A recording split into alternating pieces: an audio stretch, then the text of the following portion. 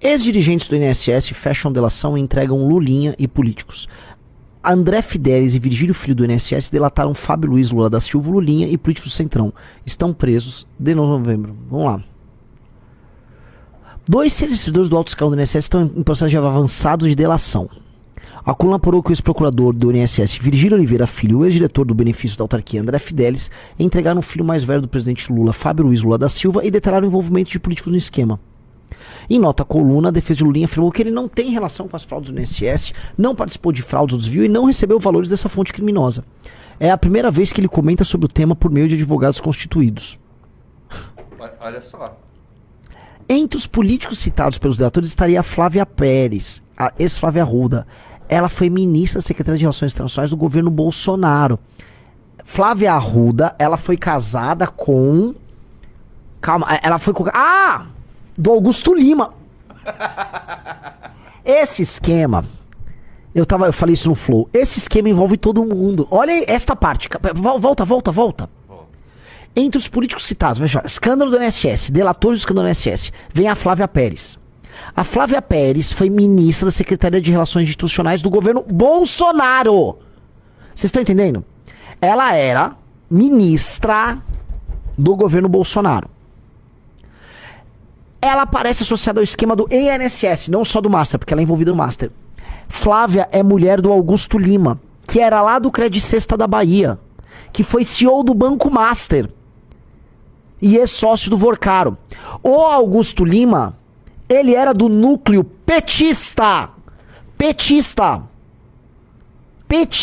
do escândalo do Banco. Ou seja, o cara do núcleo petista do escândalo do Banco Master é casado com uma mulher que estava no governo Bolsonaro. Ah, não existe bolsopetismo. Não. Ai, Renan, vocês, hein? Vamos falar. Ela só era ministra. Só era ministra. E o Ciro Nogueira? Ministro. E Fábio Faria, também no escândalo do Master? Ministro. João Roma foi o cara, só o cara que meteu o decreto que fez o Credit Sexta, que tinha o maior produto financeiro do Banco Master, fica gigante. Não tem nenhum...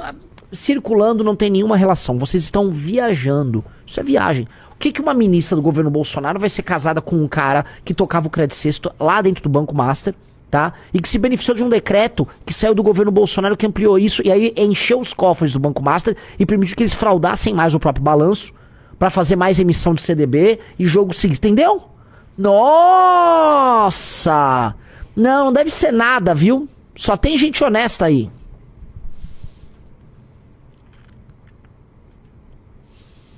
Sabe o que é o pior?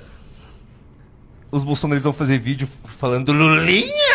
Eles vão falar tudo o que tá acontecendo? Tem que falar tudo. Tem que falar do Lulinha. O vagabundo do Lulinha tem que ser preso. Tinha que ter uma cela do Lulinha com o Flávio Bolsonaro juntos. Lulinha e Flávio Bolsonaro são 2 operadores de negócio da família.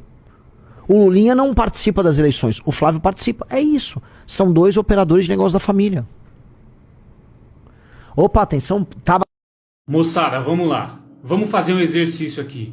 O que acontece se você pegar um corte desse e mandar para um bolsonarista padrão? O que ele vai falar? Imaginemos.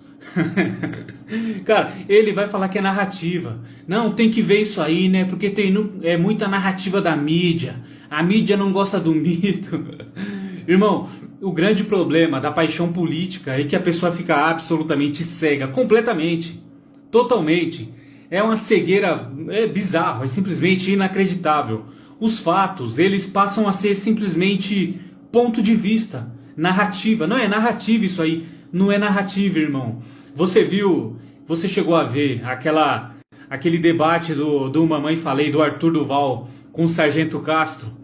O Sargento Castro é um apaixonado muito padrão, é um apaixonado bolsonarista, é muito engraçado, porque o apaixonado pelo Bolsonaro, ele nunca dá o braço a torcer de que ele é um apaixonado, mas ele vai defender o mito a qualquer custo, entendeu? Ele se nega a enxergar a realidade. É uma negação absurda, é igual eu ouvi o próprio Renan Santos falando, todo mundo pensava que a direita queria um país melhor, que a direita queria um presidente de verdade. Mas não, a direita só queria um Lula para chamar de seu. E esse Lula apareceu, chama-se Jair Bolsonaro. Quando apareceu o Lula da direita, a direita agarrou ele com unhas e dentes. Aí hoje a direita defende o Bolsonaro, assim como o esquerdista defende o Lula. O bolsonarista, o direitista, ele se tornou aquilo que ele tanto criticava.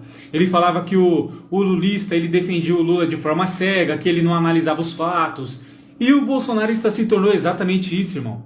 Se você manda um corte desse, mostrando uma relação clara do governo Bolsonaro, de ministros do Bolsonaro no esquema do Banco Master, ele vai dar um jeito de falar que é narrativa, que é invenção da mídia, que é a esquerda, que são os comunistas.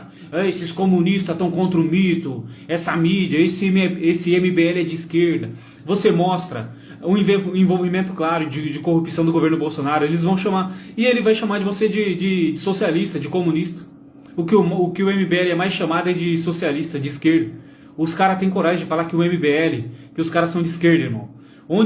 O quão burro você tem que ser para chamar o MBL, os caras do Partido Missão de esquerdista, de socialista. O quão burro você deve ser. O quão ignorante politicamente, quão apaixonado pelo Bolsonaro você deve ser para chamar esses caras de esquerdistas. O discurso do Renan, meu irmão, é 1 milhão de vezes mais direita do que o discurso do Bolsonaro em 2017, quando ele falava bandido bom é bandido morto. Quando ele falava que a única coisa boa do Maranhão é o presídio de Pedrinhas. É só você não roubar, não matar, não praticar latrocínio que você não vai para lá. O discurso do Renan é 1 milhão de vezes mais forte que isso, mais pesado que isso. E os caras têm coragem de falar que o cara é de esquerda. Por quê? Porque a paixão pelo mito, a paixão pelo político de estimação, ele cega, de verdade. É igual uma esposa apaixonada pelo marido. E aí o marido chega bêbado em casa e quebra a cara dela.